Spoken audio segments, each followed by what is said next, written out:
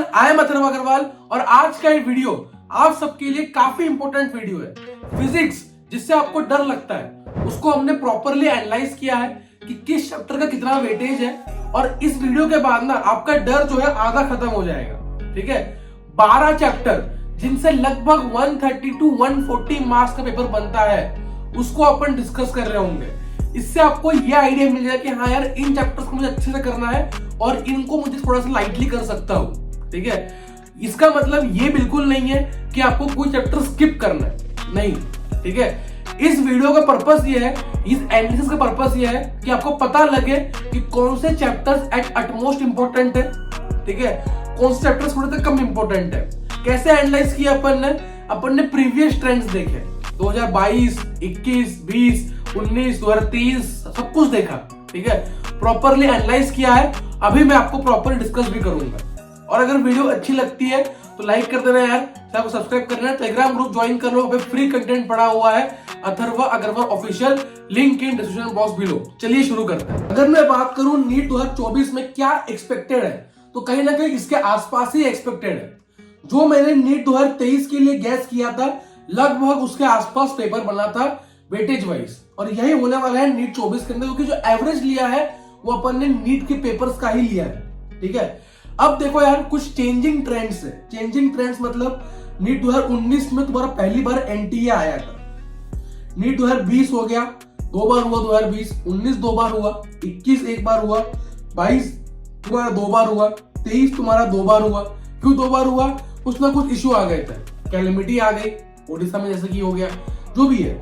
अब 2024 का ट्रेंड ना तुम इन 7-8 पेपर से जो है वो लगा सकते हो। ठीक है, कि फिजिक्स में क्या ट्रेंड होने वाला है। एक ट्रेंड जो तुम्हें दिखा है कि क्लास 12 का वेटेज बढ़ गया। 2018, 17, 16 के अंदर क्लास 11 का वेटेज लगभग तुम मान लो 55% होता था और क्लास 12 का वेटेज 45%, लेकिन अभी उल्टा हो गया है। इस साल अगर देखा जाए तो लगभग 60% क्वेश्चन क्लास 12 से है। मतलब क्या है कि क्लास 12 का वेटेज धीरे धीरे नीट में बढ़ रहा है। ठीक है, अब यहाँ पे मैं आपको बता रहा हूं लगभग 12 चैप्टर्स हैं जिनको बताऊंगा अभी मैं। आपको नोट डाउन करना है एक एक चैप्टर अच्छे से कि क्या बताया है, कितने क्वेश्चन एक्सपेक्टेड और कितने आ चुके हैं। ठीक है, लगभग इन 12 चैप्टर से 140 प्लस मार्क्स एक्सपेक्ट आप कर सकते हो, 130, 140, 150 जितना भी है। ठीक है, लिटरली बता रहा हूं, फिजिक्स के 50% चैप्टर से ही तुम्हारा 75% मार्क्स आ रहा है। ठीक है, समझ रहे हो। अब इनको अपन कहता है अल्ट्रा इंपॉर्टेंट चैप्टर। इनको आप भले ही अपने एनसीईआरटी में टिक कर लो, तुम्हारे नोटबुक में टिक कर लो या कहीं पर अलग से लिख लो। ठीक है, क्या क्या चैप्टर्स है डिस्कस करते हैं। सबसे पहले तुम्हारा मॉडर्न फिजिक्स। ठीक है, लास्ट टाइम मैंने प्रेडिक्ट किया था कि मॉडर्न फिजिक्स से कम 8-10 सवाल आएंगे और वो आए। ठीक है, around 7 to 9 questions modern physics से थे।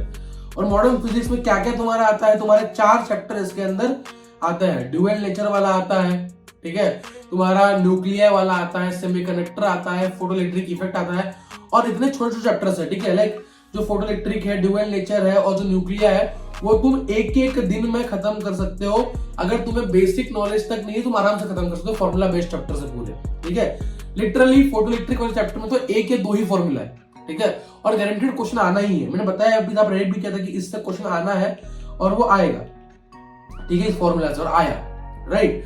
तो और सेमीकंडक्टर चैप्टर जो है वो थोड़ा पढ़ने में तुम्हें थोड़ा टाइम लगेगा, 2-3 दिन लगेंगे, लेकिन तुम आराम से इन सब चैप्टर से 7 से 9 सवाल जो है वो निकाल सकते हो, राइट। तो मॉडर्न फिजिक्स पहला टॉपिक हो गया अपना, जहां पर तुम्हारे 4 चैप्टर तुम इंक्लूड करते हो। ऑप्टिक्स में तुम्हारे 2 चैप्टर्स है, रे और वेव। इसमें मैक्सिमम फॉर्मूलाज है। ठीक है, कंसेप्चुअल नॉलेज थोड़ी बहुत है, लेकिन क्वेश्चन फिक्स्ड है। इसकी YDSC, Young's double slit experiment, question आना ही आना है। ठीक है, तो ऑप्टिक्स के 2 चैप्टर और मॉडर्न फिजिक्स के 4 चैप्टर, ये मिला के लगभग 14 MCQs, मतलब तुम मान के चलो 1/3 पेपर। अगला अपन देखे इलेक्ट्रोस्टैटिक्स प्लस करंट इलेक्ट्रिसिटी। ये 2 चैप्टर्स तुम्हारे क्लास 12th में ही आते हैं, राइट। तो इन दोनों से लगभग 6 MCQs लास्ट ईयर थे, इसको तुम 6 to 7 आराम से मान सकते हो। कभी कभी तो 8-9 भी आते हैं, हमने ये पिछले ट्रेंड्स में ऑब्जर्व किया है, राइट। तो कम से कम 6 MCQs, मैक्सिमम तो 9-10 भी आ सकते हैं। तो 6 तो आने ही है, 24 नंबर तुम्हारे यहाँ से आए, तुम ये स्किप नहीं कर सकते। तो क्लास 12 की बात करूं तो 56 प्लस 24 मतलब लगभग तुम 80 to 85 मार्क्स 180 में से, ठीक है, कहां से स्कोर कर रहे हो? बस इन टॉपिक से। अभी तो मैंने मैग्नेटिज्म नहीं लिया, एसी, ईएमआई कुछ नहीं, मैंने क्या बोला? Modern physics, optics and electrostatics पूरा, राइट। अब नेक्स्ट टॉपिक है NLM, Newton's laws of motion, work, power, energy and rotation. इनका वेटेज हाल फिलहाल में बढ़ा है, ठीक है। पहले ये हुआ करता था कि तुम्हारा थर्मोडायनेमिक्स, थर्मल फिजिक्स, इनका वेटेज काफी था, लेकिन अब क्या हो रहा है ना, एकदम एक्सट्रीम पे शिफ्ट हो रहा है, ठीक है। या तो वो प्योरली मैकेनिक्स पूछेंगे, मैकेनिक्स में क्या क्या आता है? Newton's laws of motion, work, power, energy, rotation, ठीक है। ये 3 चैप्टर से लगभग इस साल जो है 9 से 10 एमसीक्यूज बने, मतलब 40 मार्क्स तो बस इन 3 चैप्टर से है, ठीक है। लोगों को लगने में लगता है कि रोटेशन तो काफी डिफिकल्ट है, नहीं है, ठीक है। एक सिंपल क्वेश्चन बनता है सेंटर ऑफ मास पे, एक ही फॉर्मूला है उसके ऊपर। इसके बाद तुम्हारा क्वेश्चन बनता है बेसिक, ठीक है, इसका सेंटर ऑफ मास क्या है, मतलब बेसिक। अगर तुम्हें पता है टॉर्क क्या है, आर क्रॉस एफ, उस पर क्वेश्चन बन जाएगा, ठीक है। वर्क, पावर, एनर्जी में बेसिक सवाल बनते हैं, कोई डिफिकल्ट क्वेश्चन नहीं बनते हैं नीट के लेवल पे, ठीक है। तो अगर आपने इनको मास्टर कर लिया है अच्छे से लेक्चर्स के थ्रू और एमसीक्यू प्रैक्टिस के थ्रू, तो आपका काम बन जाएगा। एमसीक्यूज कहाँ मिलेंगे? टेलीग्राम ग्रुप ज्वाइन कर लो, अथर्वा अग्रवाल ऑफिशियल, वहां से आपको एमसीक्यूज मिल जाएंगे। इसके साथ साथ ग्रेविटेशन एंड थर्मो, इससे 5 एमसीक्यूज तुम्हारे आने हैं, ठीक है। ग्रेविटेशन क्यों मैं बता रहा हूं? क्योंकि ग्रेविटेशन तुमने पढ़ लिया, क्योंकि इलेक्ट्रोस्टैटिक्स और ग्रेविटेशन के सारे फॉर्मूला ऑलमोस्ट सेम है, ठीक है। F is equals to G m1 m2 by r square, F is equals to K q1 q2 by r square। मतलब जहां पे मास होता है ग्रेविटेशन के अंदर, वहीं पे चार्ज होता है तुम्हारा इलेक्ट्रोस्टैटिक्स के अंदर, सब कुछ सेम है, पोटेंशियल सेम होता है, सब कुछ। तुमने अगर एक बार पढ़ लिया है ग्रेविटेशन, तुम्हारा इलेक्ट्रो स्मूथ निकल जाएगा, और तुमने इलेक्ट्रो पढ़ा है, तुम्हारा ग्रेविटेशन स्मूथ निकल जाएगा, बहुत सारी चीजें, ठीक है। तो ग्रेविटेशन तुमने बहुत इजीली कर लिया, और थर्मोडायनामिक्स तुम्हारा केमिस्ट्री से मैच करता है, ठीक है। मैक्सिमम चीजें तुम्हारे यहाँ पे केमिस्ट्री से मैच करती है थर्मोडायनामिक्स के अंदर, और वहां से तुम 5 सवाल निकाले जाओगे, मतलब 20 नंबर तुम निकाल ले जाओगे। तो बस इतने चैप्टर करके, और इसके एडिशनल तुम पढ़ते ही हो स्टार्टिंग में, यूनिट डायमेंशन बेसिक तुम्हें आता ही है, ठीक है। काइनेमेटिक्स काफी बेसिक है, सबको आता होता है, तो वहां से क्वेश्चन बन जाता है, तो आराम से 150 नंबर तुम यही से खींच दोगे, ठीक है।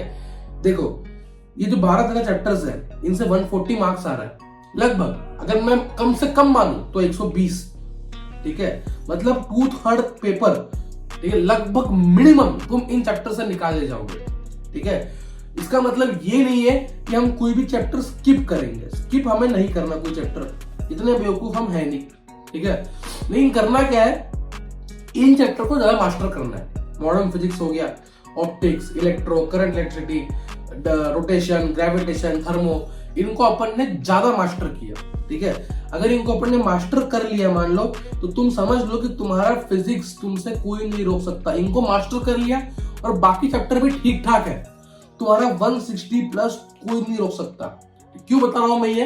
क्योंकि आजकल ऑप्शंस आ रहे हैं, तुम्हें पता ही है, सेक्शन में 15 क्वेश्चन होता है, उन 15 में तुम्हें 10 करना है, ठीक है। वहां पे जो 5 क्वेश्चन है, वो तुम्हारे पास एक चॉइस बन चुका है। जिससे हुआ क्या है, जिससे हुआ यह है कि तुम कुछ चैप्टर तुम्हारे वीक है तो वो भी चल जाएंगे, ठीक है।